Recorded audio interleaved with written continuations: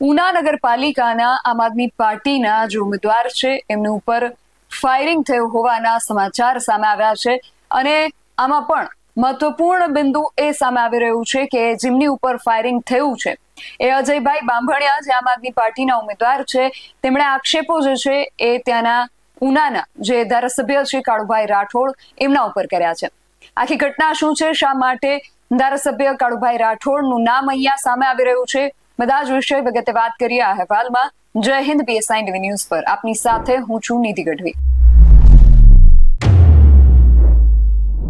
ગઈકાલે સાંજે રાત્રિના સમયે સમાચાર સામે આવ્યા કે ઉના નગરપાલિકાના આમ આદમી પાર્ટીના જે ઉમેદવાર છે અજયભાઈ બાંભણિયા એમની ઉપર ફાયરિંગની ઘટના બની છે।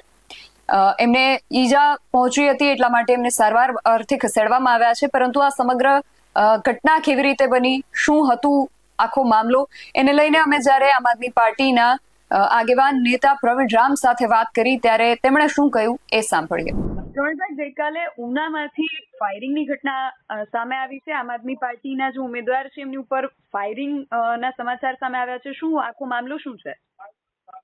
જો અત્યાર સુધી સમગ્ર ગુજરાતની અંદર આમ આદમી પાર્ટીના કાર્યકર્તાઓ પર ફરિયાદો થવી, તેમને જેલમાં નાખવા, પ્રતાડિત કરવા, ફોર્મ ખેંચાવવા, આવી ઘટનાઓ ગુજરાતની સામે અઢળક આવી છે।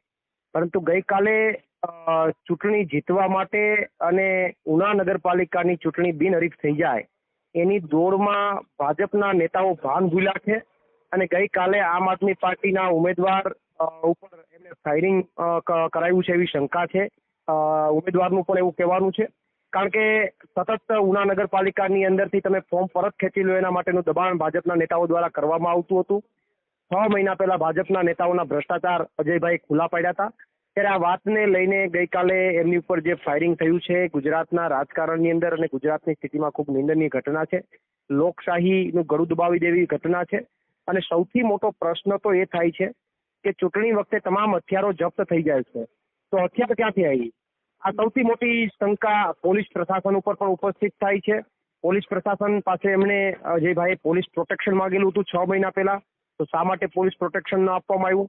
આ તમામ વસ્તુઓ ક્યાંક ને ક્યાંક પોલીસ પ્રશાસન ઉપર અને તંત્ર ઉપર પણ શંકા ઉપજાવે છે। અને પ્રવીણભાઈ, અજયભાઈને આ ઘટનામાં કોઈ ઈજા થઈ છે કે કેમ થઈ છે, તો કેવી એમની પરિસ્થિતિ છે, શું છે? તો સદનસીબે અજયભાઈ બચી ગયા છે। જેવું ગોળીનું ફાયરિંગ થયું ત્યારે ટૂંકમાં એમનો જે ચહેરો છે એમની બાજુમાં થઈને ગોળી નીકળી ગઈ અને જે કાચ છે એમના ફેસ ઉપર લાગ્યો છે, શરીર ઉપર લાગ્યો છે, એટલે સદનસીબે ટૂંકમાં બચી ગયા છે। પરંતુ મારી વાત એ છે કે અજયભાઈ તો બચી ગયા સદનસીબે, પણ આ ભાજપવાળાએ લોકશાહીને ખતમ કરી નાખી છે અને એટલા માટે હું ગુજરાતની જનતાને અને ઉનાની નગરપાલિકાના લોકોને નમ્ર અપીલ કરું છું કે 26 તારીખે આ જે કે ગુંડાગીરી અને લુખાગીરી ચાલે છે એનો બદલો ગુજરાતની જનતા લેશે। અને પ્રવીણભાઈ, અજયભાઈ જે છે એ કાળુભાઈ રાઠોડ ઉપર આક્ષેપ કરી રહ્યા છે, એ મામલો શું છે? શું એ આક્ષેપ જે કે કરી રહ્યા છે એ ક્યાંક ને ક્યાંક આમ આદમી પાર્ટીના ઉમેદવારો ઉપર ખોટી રીતે એમને પેલા કરવા માટે સતત આક્ષેપો થઈ રહ્યા છે, પરંતુ એ આક્ષેપો એમને જે કે કર્યા છે એ આક્ષેપો પાયા વિહોણા છે અને કાલે જે ઘટના બની છે એ સમગ્ર ગુજરાતની જનતાની સામે છે। એટલે અજયભાઈએ ધારાસભ્ય ઉપર જે આક્ષેપ કર્યા છે એ પાયા વિહોણા છે? ના, હું જે સામેની પક્ષથી જે કે અત્યારે આક્ષેપો થઈ રહ્યા છે હું એમની વાત કરું છું। પોલીસ પ્રશાસને મારો પ્રશ્ન એ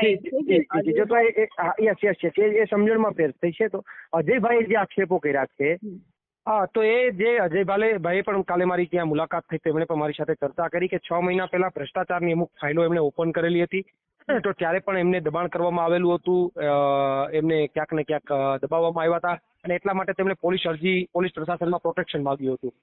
સાથે જ્યારે ઉના નગરપાલિકાની અંદર હર વખતે આ લોકો બિનહરીફ કરાવે છે, કોંગ્રેસના એક પણ ઉમેદવાર ઉભા નહોતા, આમ આદમી પાર્ટીના બધા ઉમેદવાર ઉભા હતા, તો એમના ટેકેદારોને દબાણ કરીને અમુક લોકોના ફોર્મ ખેંચાવી દીધા। આ તમામ લોકોને ફોર્મ ખેંચવા માટે દબાણ કર્યું, ધમકીઓ આપી, છતાં લોકોએ ફોર્મ ન ખેંચ્યું અને એ લોકો લડાઈ લડવા માટે ઉભા રહ્યા। તો અજયભાઈનું સ્પષ્ટ કહેવાનું છે કે એમની ઉપર જે કે પણ આ ફાયરિંગ થયું છે એ ત્યાંના ભાજપના નેતાઓ દ્વારા અને ત્યાંના ધારાસભ્ય દ્વારા ત્યાં થયું છે એવું અજયભાઈનું સ્પષ્ટ માનવું છે ને એમણે મુલાકાત દરમિયાન આ વાત એમણે મને જણાવી છે। જી, હવે પ્રવીણભાઈ, આ બાબતને લઈને આગળ શું પગલાં લેવાનું આયોજન છે? જો આમ આદમી પાર્ટી આ મુદ્દાને લઈ ખૂબ ગંભીરતાથી આગળ વધી રહી છે. આ મુદ્દાની અંદર આમ આદમી પાર્ટી, સમગ્ર ગુજરાતની આમ આદમી પાર્ટી આ ઘટનામાં અજયભાઈની સાથે છે.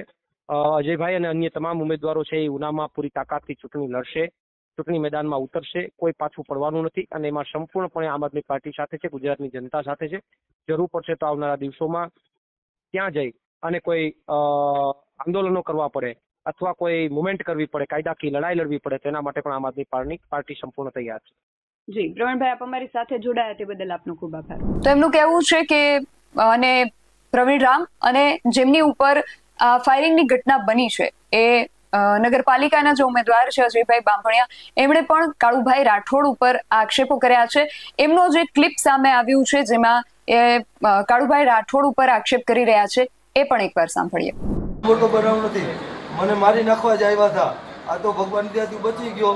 બાકી કાળિયાએ અને કેસી રાઠોડે એના મળતિયા જ મોકલેલા ને એને જ કરાવેલું. મારી અત્યારે એફઆઈઆર લેવાય.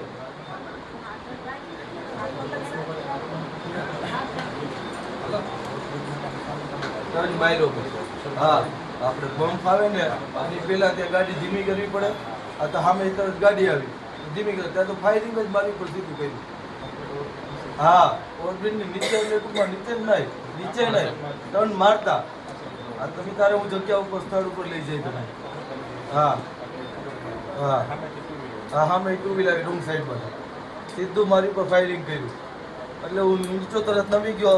ત્યાં ટુ વ્હીલવાળા આમ જોતા હતા, તેમાં ડાયરેક્ટ રિવ્યુઝ લઈ અને સીધો આ બાજુ વળી ગયો ઉના પોલીસ સ્ટેશનમાં. તો આમના આક્ષેપ મુજબ એ લોકો કહી રહ્યા છે કે ઉનાના જે ધારાસભ્ય છે કાળુભાઈ રાઠોડ, એમનો આમાં ક્યાંક ને ક્યાંક હાથ હોઈ શકે છે.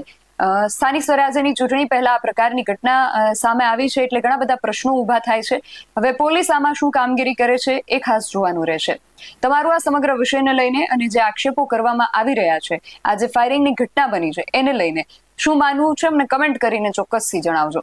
આવા જ વધુ અહેવાલો સાથે મળતા રહીશું. તમે મારી યુટ્યુબ ચેનલને સબસ્ક્રાઇબ કરવાનું અને અમને ફેસબુક અને ઇન્સ્ટાગ્રામ પર ફોલો કરવાનું ભૂલશો નહીં. બાકી નવી અપડેટ્સ માટે આપ જોતા રહો BS9 TV ન્યૂઝ. નમસ્કાર.